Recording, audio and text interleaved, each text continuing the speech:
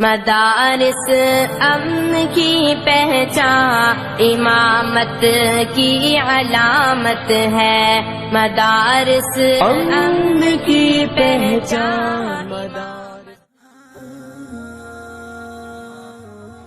رضیت باللہ ربا وبالاسلام دینا وبمحمد صلی اللہ علیہ وسلم رسول النبی، اما بعد۔ ماہ سفر کے بارے میں، سفر کا مہینہ جو چل رہا ہے، اس میں اول تو سفر کا معنی، یعنی اس کا وجہ تسمیہ، اور عام طور پر لوگ اس کو سفر المظفر یا سفر الخیر کہتے ہیں۔ اس کی کیا وجہ ہے؟ اول بات تو یہ ہے کہ سفر کے معنی ہے خالی ہونا۔ عام طور پر عرب کے جو لوگ تھے، یہ 4 مہینوں میں اپنے گھروں کو خالی رکھتے تھے، اسی وجہ سے اس مہینے کے سفر معنی رکھا گیا ہے۔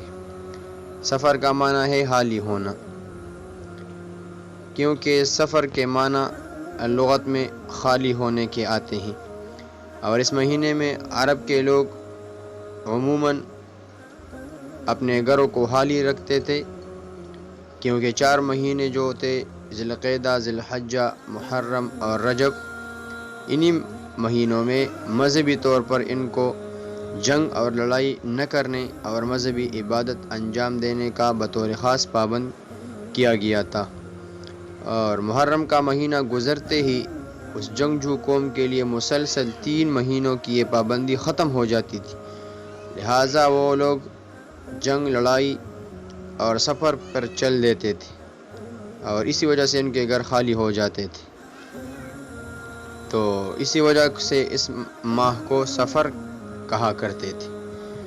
دوسری بات یہ ہے کہ ماہ سفر کو سفر المظفر یعنی کامیابی کا مہینہ، یا سفر الخیر یعنی نیکی اور بلائی کا مہینہ کیوں کہا جاتا تھا؟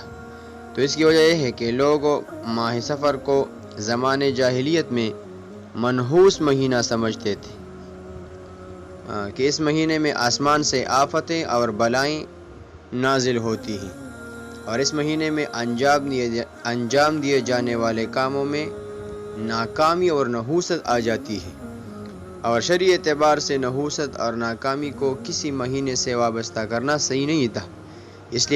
اس لیے ان کے اس اعتقاد کی تردید کے لیے احادیث مبارکہ میں سفر کے ساتھ مظفر یا خیر کا لفظ لگایا گیا، کہ کامیابی اور خیر کا مہینہ ہے، اس کو نحوست، شر اور آفت والا مہینہ نہ سمجھا جائے۔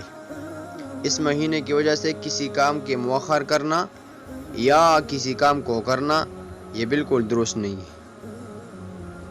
تیسری بات یہ ہے کہ ماہ سفر میں چند عظیم بابرکت شادیاں ہوئی ہے، جیسے حضرت علی کی فاطمہ رضی اللہ تعالیٰ عنہ سے۔ ماہ سفر میں کچھ مشہور صحابہ کرام اور قبائل اسلام میں داخل ہوئے، جیسے حضرت ابو ہریرہ رضی اللہ عنہ اور ان کا قبیلہ دوست اور قبیلہ یمامہ کے سردار حضرت ثمامہ بن اسال رضی اللہ عنہ۔ ماہ سفر میں آپ علیہ السلام نے بعض اہم لشکر جہاد کے لیے روانہ فرمائے، جیسے نبوت کے جوٹے دعویدار اسود عنسی کذاب کی طرف حضرت فیروز دہلوی رضی اللہ عنہ کی امارت میں یمن لشکر روانہ فرمایا۔ اسی طرح ملک شام پر قابض رومیوں کے مقابلے کے لیے اسامہ بن زید رضی اللہ عنہ کی امارت میں لشکر تشکیل فرمائی۔